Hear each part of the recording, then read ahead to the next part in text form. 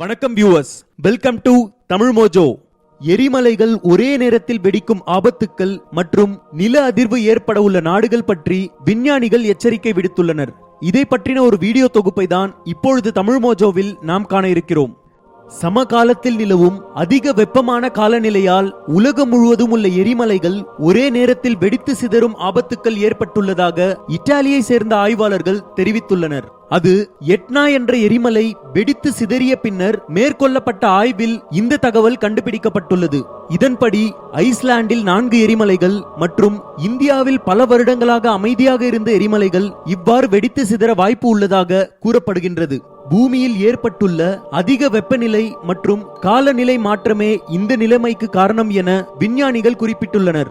எரிமலைக்கும் மேல் அதிகமாக உலகம் முழுவதும் நில அதிர்வு ஆபத்துக்கள் காணப்படுவதாக தெரிவிக்கப்படுகின்றது. இதன்படி இயற்கை மாற்றங்கள் ஒரே நேரத்தில் ஏற்பட்டால் பூமியில் வாழும் மக்களுக்கு பெரிய ஆபத்து ஏற்படும் என விஞ்ஞானிகளால் எச்சரிக்கை விடுக்கப்பட்டுள்ளது.